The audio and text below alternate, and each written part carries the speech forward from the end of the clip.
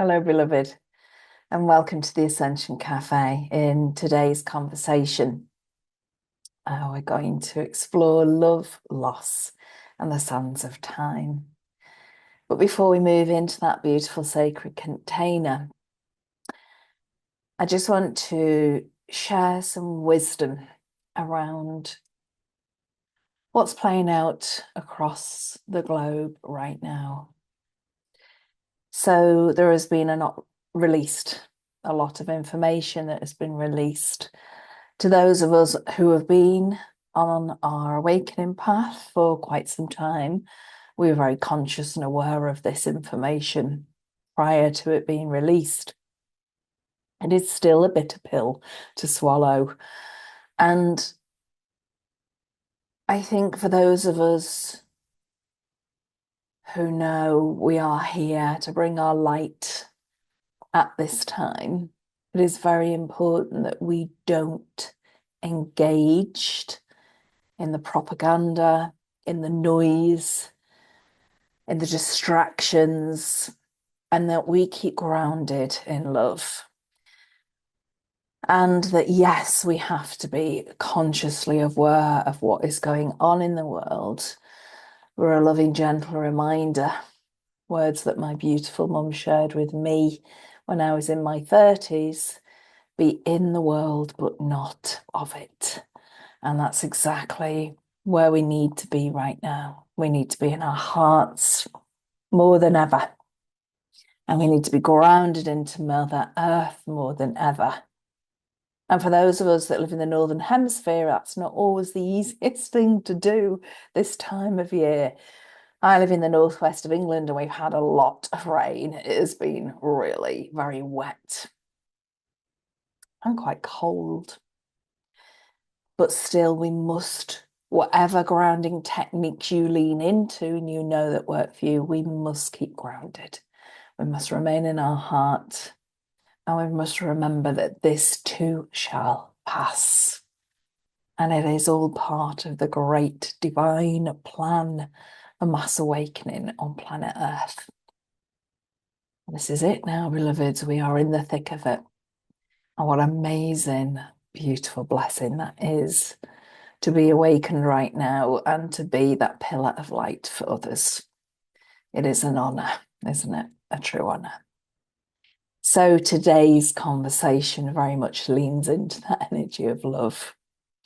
At the beginning of February, I said that I just knew that it wasn't just the cliche, kind of cheesy, oh, it's Valentine's Day in February, let's focus on love. I just knew that that is where Spirit were guiding us throughout this month. And I suspect right through to April, we have to be in this energy of love. We have to keep our eyes fixed on love. And today I want to talk about love, loss, and the sands of time. And this is also opportune timing. I'm recording this on Saturday, the 21st of February, 2026. It is the day before the year anniversary of my mum's passing, her transition from the physical to the spiritual. When I wrote the blog episode of the Ascension Cafe that ties in with this vlog and podcast, I was really emotional. The tears were flowing. But today there is this deep knowing, this deep inner knowing that, yes, in my humanness, I'm very fast approaching the year anniversary since my mum left her physical body. And I miss her physical presence. Mum was ill for quite a long time before she passed, and it had been extremely difficult on the family. Mum's health conditions, the dynamics between her and my father's relationship had really took its toll on not just my sister and I, who were caring for them both and supporting them both, but also for our whole family, our children, their grandchildren, and even at that time, their great grandson, who it had almost become impossible for him to spend time with his great grandparents. Mum's quality of health was extremely poor over especially the last 3 years of her life, but even up to 6, 7, or 8 years of her life.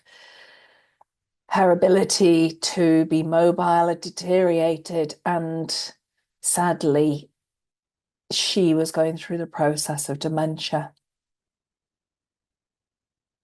And much like we are told by experts in the field of age-related dementia and Alzheimer's, that we have to prepare ourselves to lose that person again and again and again.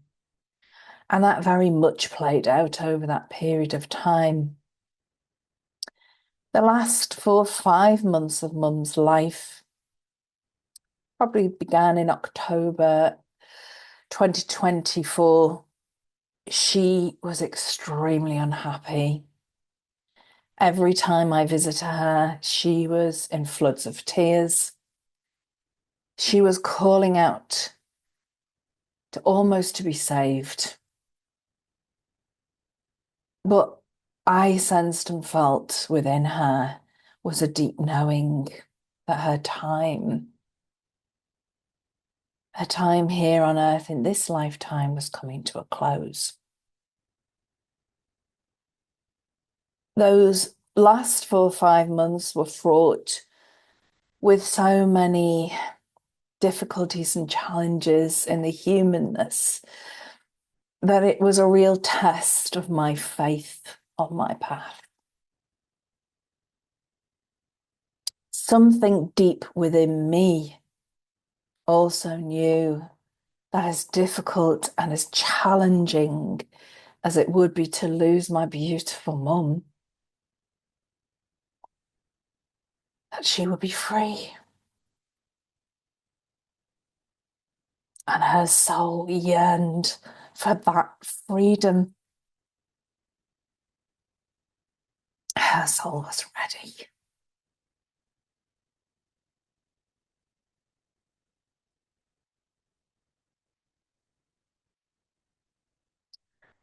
The last 5 weeks of her life, she actually spent in Western Hospital. She was admitted with a chest infection.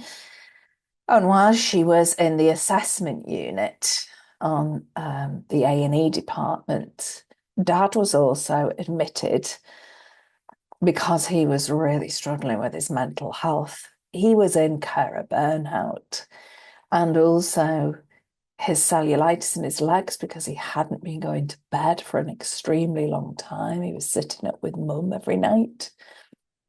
His cellulitis in his legs had become very infected and inflamed.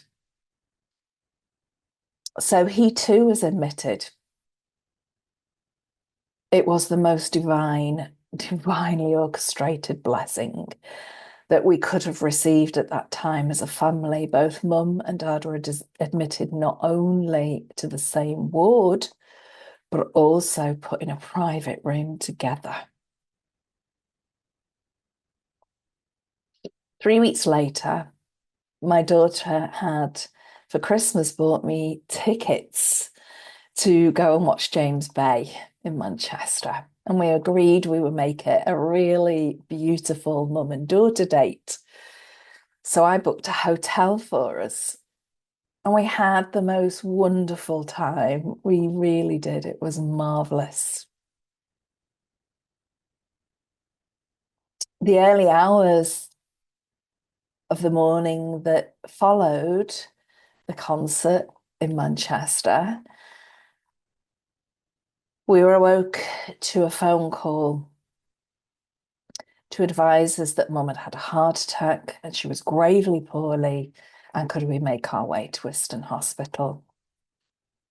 I genuinely have no idea, but somehow we managed to get there in under half an hour.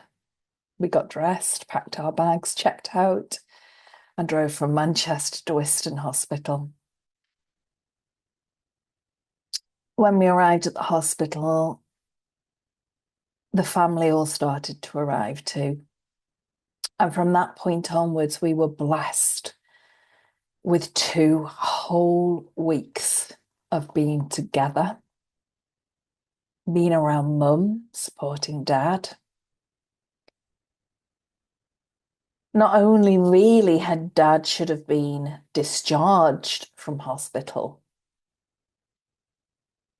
his consultant agreed to kind of break protocol, really. And dad was allowed to stay with mum for that whole 2 weeks in their shared hospital, private hospital room on the same ward. But they also put a camp bed in so that either my sister or I could also stay over. It was such a unbelievably difficult time, but we truly felt so blessed and supported. It was like the heavenly realms had conspired so that everybody could be around mum and that my sister and I could take turns staying over with them at night and support them. The night that mum passed was my turn to stay. There'd been an issue with mum's hospital bed, and when the new bed arrived, the nurses and I agreed it would be really nice to push mum and dad's beds together. So they moved mum across to her new bed. And of course, we knew there was huge risk with this, with somebody who's in active dying, the latter stages of active dying, that moving them could have quite, huge implications. But we also agreed that deep down we all knew that this was the night that she was going to pass. There had been notable deterioration in the day. Now, this had happened several times before over the last 2 weeks, but there was something this different this time. There was a different energy. So once the room had been set up with mum and dad's beds pushed close together, my camp bed at the end of their beds, I left mum and dad in the room on their own so dad could have a conversation with mum. And it had been very difficult for dad to accept that this was mum's time. But he did give her his blessing. And I left them while he was explaining to her that it was okay to go. I sat in the family room for what felt like hours and hours. I have no idea how long I was there. I spoke to my guides, I prayed to God. I just asked mum's passing to be as peaceful as possible. But more importantly, for the family to give me strength, to give me the courage and resilience I knew I was going to need over the coming days, weeks, and even months ahead. When I returned to the hospital room, dad had fallen asleep. He was holding mum's hand. And even though mum had been in a coma for 2 weeks, her head was leaning towards dad.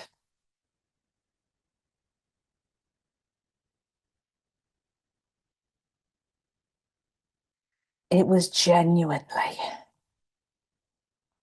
one of the most beautiful moments to witness. I felt truly honored to be there. I sat with mum, I gave her a little kiss and said, "It's okay, mum. It's okay to go."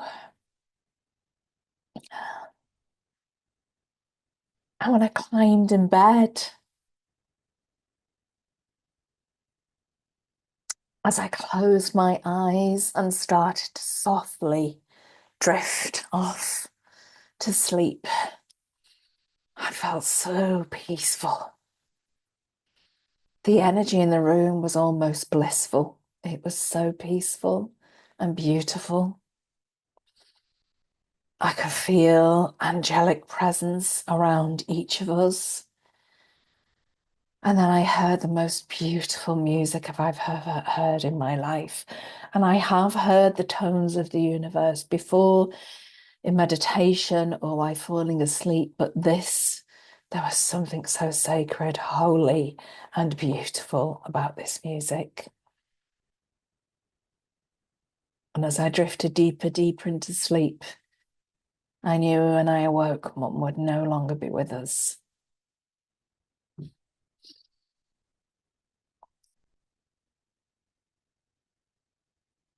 Several months after Mum had passed, after all the things had been sorted, funerals, finances, carers for Dad, arrangements for Dad, I was deep in grief. 8 weeks after Mum passed, I lost my beautiful dog, Brooklyn, and she genuinely was mine and Andrew's baby. And that may be hard for some people to understand, but if you have loving pets, you will totally understand this. I was bereft with grief. I reached out to a trusted friend, a lady I had worked with, been in divine service with, who is a very divine channel. Her gifts are very similar to mine, Pernilla Eisenhart. Her gifts are very similar to mine. So, as a medium, rather than be the one passing the messages on to somebody from a loved one, she really helps people to connect to that loved one. It's very similar to the way my mediumship gifts work. It's almost like being a receptionist or a conduit for source or for spirit, connecting people to their loved ones. So I had a session with Pernilla. It was beautiful, very powerful. It wasn't at all how I thought it would go, as these things often aren't. But it was a huge part of a massive healing process I was in right through 2025. In the meditation, we were taken back way, way, way, way back. We had traveled, astral travel together through the stars, way beyond our universe, to a place I have never experienced before. It was unbelievably spectacular. I can't even begin to put into words the beauty. The land was rich and fertile. It was full of abundant life. But the life was very different to the forms of life on Earth. Plant life was abundant and lush and beautiful, but it was different. And yet I knew it was plants. Trees. There were trees just like our trees here on Earth, but they somehow looked different. The buildings were very angular and pointed, some of them almost triangular in shape, some of them other geometrical shapes. But the precision on these buildings was unbelievable. I couldn't believe what I was seeing. But nothing, the really amazing thing about this place we had ended up in, nothing had a solid form, a material solid form like we do on Earth. I'm sat at this table now. The table is hard. My laptop is hard. Well, I'm not hard. I'm quite spongy, but I have a solid form.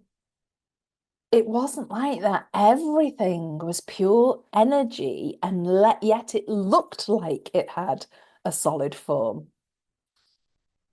Pernilla was seeing exactly the same as me. It was mind-blowing. We were both completely taken back by this place we had ended up on our journey.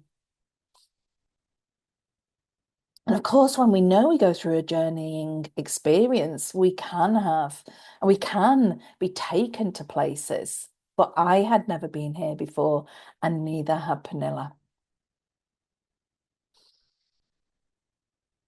And then Mum appeared. Wow. I can't even put into words. Do you know, there's a big part of me that feels uncomfortable talking about this with you today because it almost seems unreal, even now, all these months later. But she was there, beautiful. She still had her golden red, long locks, beautiful, shiny, soft, silky hair with waves. She still had sparkly green eyes. But she too was not solid form, and yet I could see her features. I could see what she was wearing, a long gown and a cape of some kind. In her hand, she was holding what appeared to be a staff with what looked like an emerald crystal on top. But I knew that was symbolism. I knew that Lord Melchizedek was telling me Mum was of the Emerald Order. I knew that. Next to her left, was our childhood dog, Sheba, who was a German Shepherd. Well, one of our childhood dogs. She too was like crystalline light, and yet I could see all of her features. And she looked much the same she did in her earthly life, but she was pure crystalline white, sparkling light. And then from behind Mum's cape, Brooklyn appeared. And she too was the same. She looked the same, and yet she was sparkling, radiant, crystalline light. I was tingling from head to toe. My heart was thumping in my chest. I could feel myself going in my head, trying to work all of this out. But I knew if I went into my head, I would lose it like that, and I will be back in my body. But I knew I had to hang on because there was a purpose that I had been taken here. So, as I was desperately trying to stay in the vibration and frequency to hold on to this state of consciousness I had been elevated to, my emotions were powering through me like a steam train. Love, grief, loss, all of it powering through me in one force. Pernilla started to channel and receive a message, and it was coming directly from Mum, and it was beautiful. But I couldn't hold on any longer. And Pernilla knew this, so we went back. We came back into our bodies, we sealed up, we give our thanks, and then we compared notes. And I had managed to pick up most of the conversation, the channeling between Mum and Pernilla. And then Pernilla relayed it to me, and it was the most beautiful message.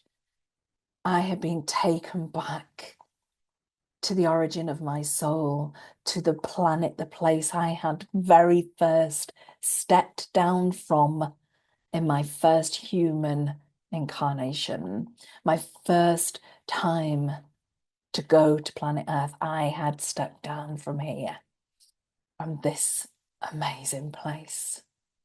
And this is where I will return when it is my time. And the message was pure and beautiful. And it was that I am eternally connected to Mum, to Brooklyn, to my dogs that have passed, to all of my loved ones.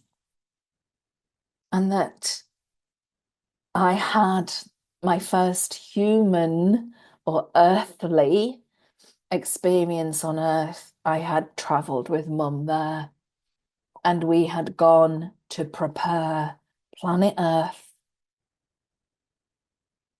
for the dawning of mankind.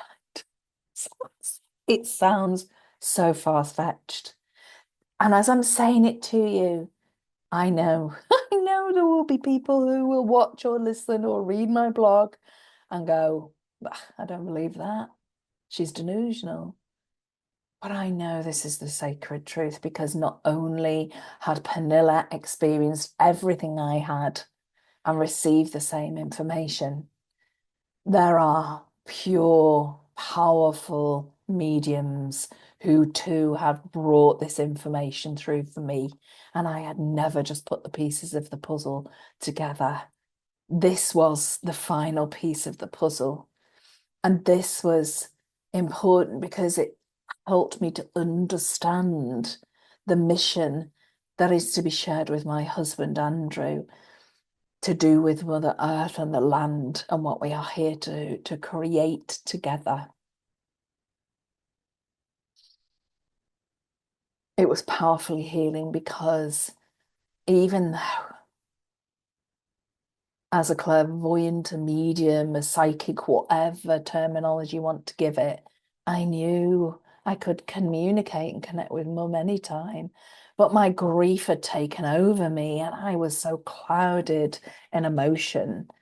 I was struggling to even connect with my guides who I've worked with for years and years.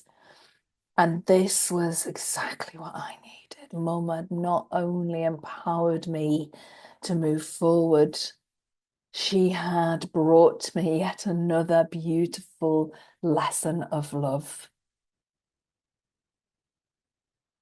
And this is exactly where I invite you today, as you are listening to this, to open your heart,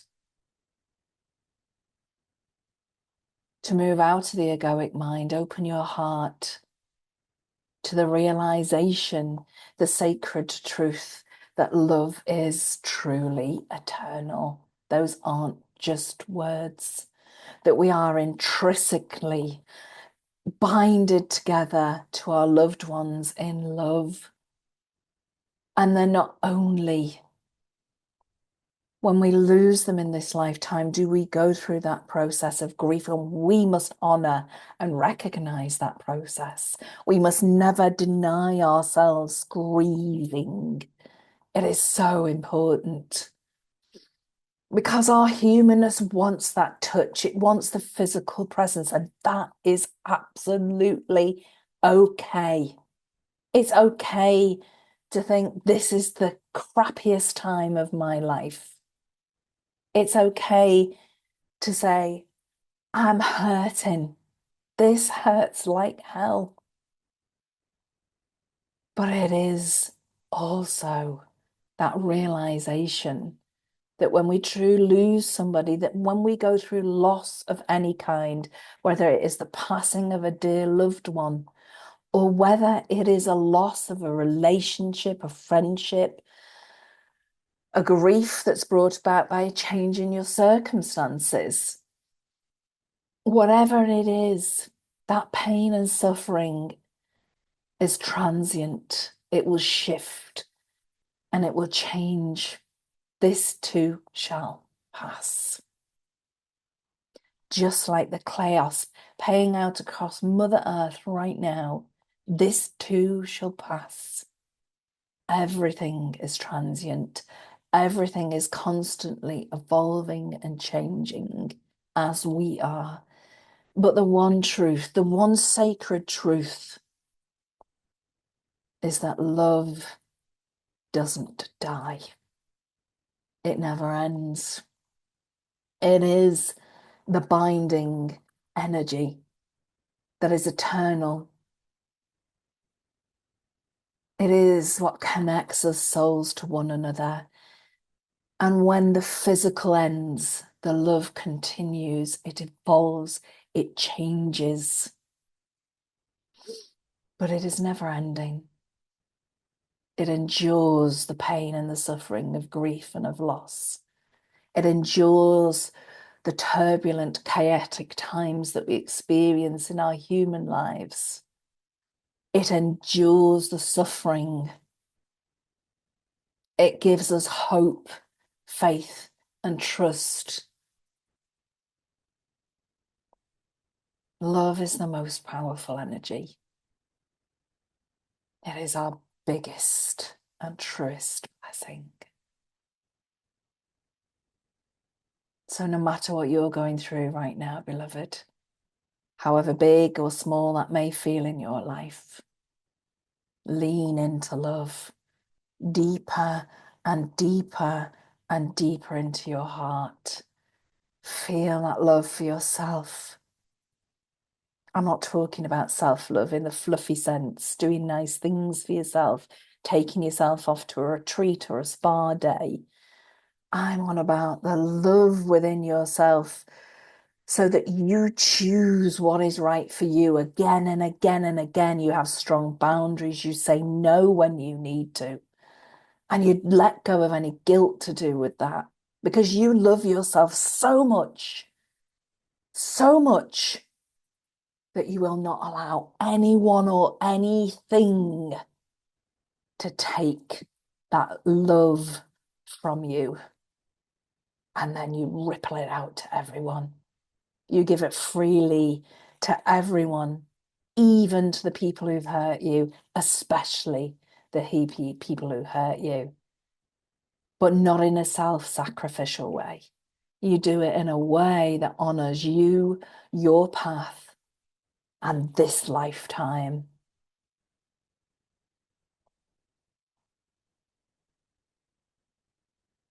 So just make sure this week you keep grounded in love, focused on love, keep your eyes fixed on love.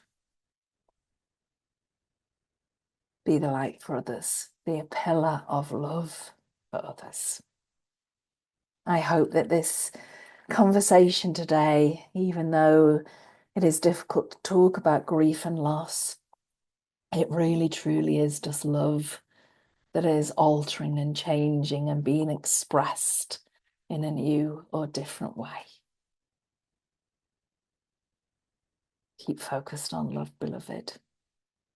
Keep your heart open to love. Thank you for joining me in this conversation. Please feel free to leave a comment. Let me know how it spoke to you. Keep the conversation of love going, because love loss, we will experience these many times through the sands of time, again and again and again. The physical may go, but the love remains.